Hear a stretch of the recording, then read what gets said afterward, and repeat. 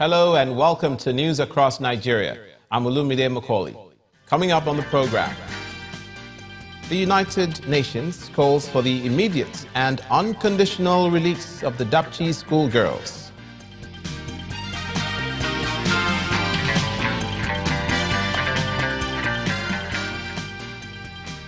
The European Union partners with Katsina states to combat environmental degradation.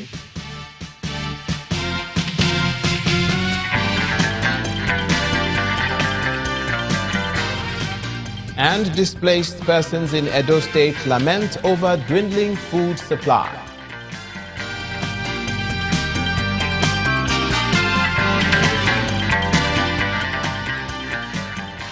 Those stories and more are coming up on today's edition of the program. Thank you for joining us. And we begin with the abduction of the schoolgirls in Dapchi, Yobe State, as global concern increases over the incident.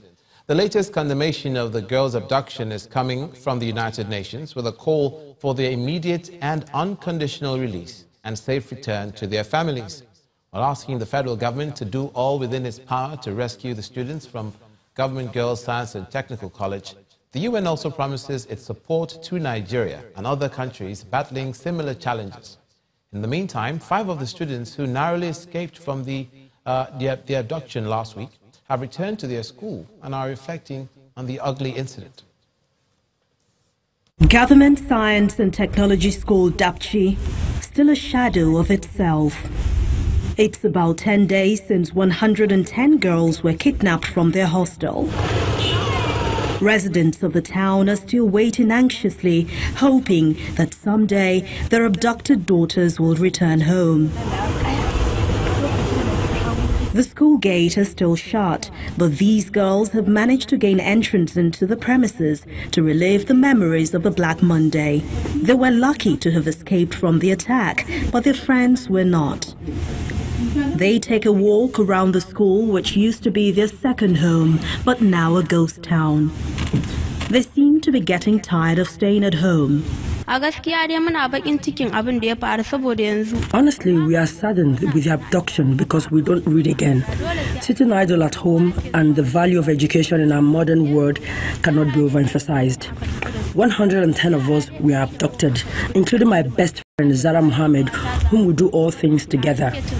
I call on the government to look at the pathetic situation to intensify effort towards the rescue of our colleagues. This is a story they have had to tell day after day. Obviously, they are yet to come to terms with the reality. But government seems not ready to leave anything to chance at assuring them that their missing colleagues will return home safely. The National Security Advisor, retired Major General Babagana Monguno, is in Yobe State to reassure the people of government's commitment towards rescuing the missing girls. One thing I want to reassure you is the commitment of President Muhammadu Buhari in getting all these girls back. This is a primary responsibility that rests not just on his shoulder, but on mine as well as all my colleagues who are here and those who are also operating elsewhere.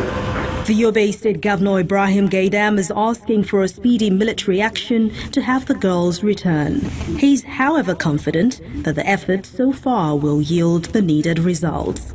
I urge our religious leaders, community leaders, and indeed all our citizens to intensify prayers for the good health and safe return of the missing schoolgirls. Back in Dapchi town, some shops are still locked, while other small businesses are beginning to pick up gradually. But that has not taken off the reality of the abduction, which has now put the town under the spotlight of global attention. The Kwara State University believes security threats in Nigeria can be tackled through the intellect rather than a show of force. And the university says it can help in that regard with an announcement that it's establishing an Institute of Advanced Military Studies. Vice-Chancellor of the Kwara State University, Professor Abdul Rashid Naala, says the institute will be headed by a retired diplomat who will lead discourse on how to overcome the Boko Haram insurgency, herdsmen-farmers clashes, armed robbery, kidnappings, and other security threats. Is it by amassing, by giving gadgets to the police? Is that the strength of a nation?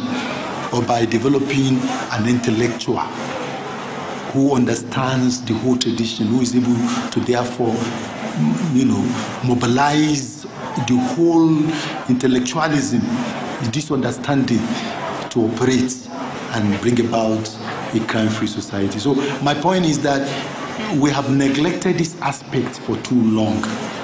And it's not just Nigeria, it's the whole Africa. The fact that military is not a new thing for us, even before colonization, we have our military ways. There is sufficient history of military, of warlordism in our ethnic nations that we can really look at. Yet there are strategies that we can develop because culture is very dynamic. Traditions are dynamic.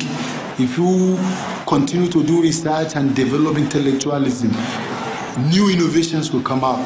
And these are the areas that we seek to direct or redirect this nation. Traditional rulers in Delta North have thrown their weight behind Governor Ifeanyi Okowa's decision to reject the establishment of cattle colonies in the state.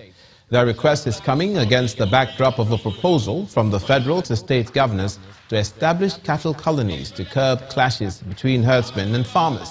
The Delta North monarchs made their position known at a meeting with the governor in Ika Northeast local government area. You spoke your mind when you enlightened whoever cared to know that Delta State does not have any land space for cattle colony. This is obvious considering the peculiarity of our geographical space. We hope that this will quickly followed by a legislative bill towards legalizing this position. The community policing is very important. There is no way with the level of personnel available to the police, the Nigerian police, that they can truly police our communities and environment. So we are pleading with all our traditional rulers to ensure that they establish a vigilante group and have it properly registered with the police. We are also trying to process a law now on that, and I hope that as quickly as we're able to get that law through, from the state government we'll also be able to provide some little assistance to the communities in support of the vigilante. Dr. Ifeanyi Okowa, Governor of Delta State. In Anambra State, Governor Willie Obiano has inaugurated a committee to investigate the fire incident that destroyed over 30 hectares of a sorghum farm in Igbariam community. The 11-man committee is mandated to find out the cause of the fire and make recommendations on how to prevent a recurrence. We worked hard to get this farm enlisted by Sabina, to supply them 1,000 metric tons of sorghum. And they were just about to harvest when this fire came. And actually, everything was destroyed. So it's important that we find out what happened and how we can prevent recurrence. That's why the fireman is there. That's why the civil defense is there to see what kind of security they can help us provide for most of our major farms. So please get to the bottom of this and address that. Your report, the recommendations you're going to make in this your report will be very far-reaching because we are going to use it to check all our where we're doing commercial farming, among other places. Mr. Willie Obiano, Governor Anambra State. You're watching news across Nigeria. Stay with us. Coming up, the EU partners with Katsina State to combat environmental degradation.